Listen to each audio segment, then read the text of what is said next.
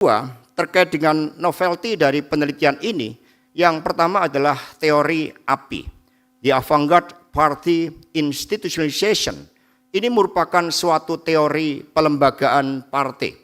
Dari teori pelembagaan partai ini berkorelasi terhadap ketahanan partai karena dibangun dari kepemimpinan strategis, ideologi, dan difungsionalisasikan melalui pelembagaan partai.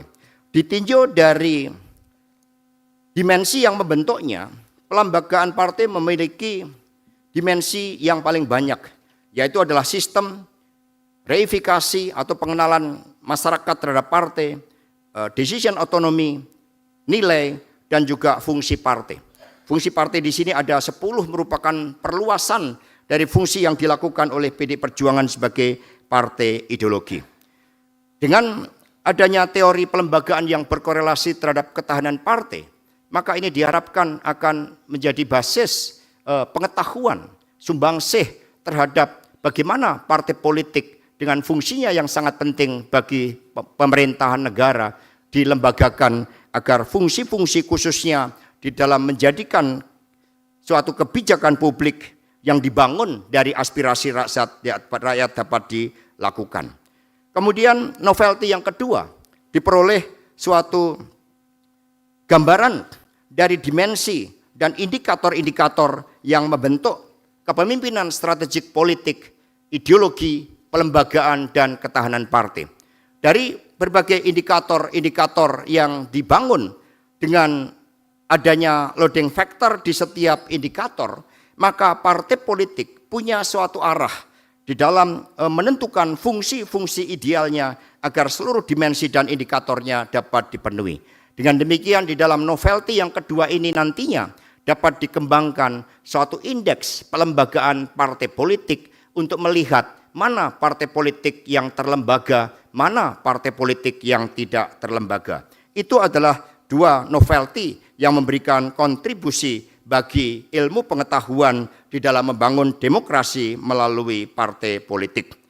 Dari teori-teori yang dibangun, memang teori digunakan sebagai pisau analisa. Sebagai contoh dari teori Hannah Arendt, dikatakan bagaimana kekuasaan atau power dibangun, dikonstruksikan dari ide dan gagasan kolektif yang membentuknya. Ketika aktor tunggal melepaskan diri dari ide dan gagasan kolektif yang membentuknya, maka ini pemimpin tersebut terdelegitimasi dari gagasan-gagasan kolektifnya. Maka mengapa ada fenomena abuse of power dan power behavior sebagaimana terjadi dalam pemilu tahun 2024 dengan the triangle of authoritarian populism, karena pemimpin dalam hal ini adalah presiden sebagai otoritas moral telah meninggalkan ide dan gagasan kolektif yang membentuknya. Ini juga dibuktikan melalui loading factor, di mana abuse of power di dalam ketahanan partai menunjukkan bersama dengan political behavior loading factor yang tertinggi. Political behavior 0,891 dan abuse of power 0,875.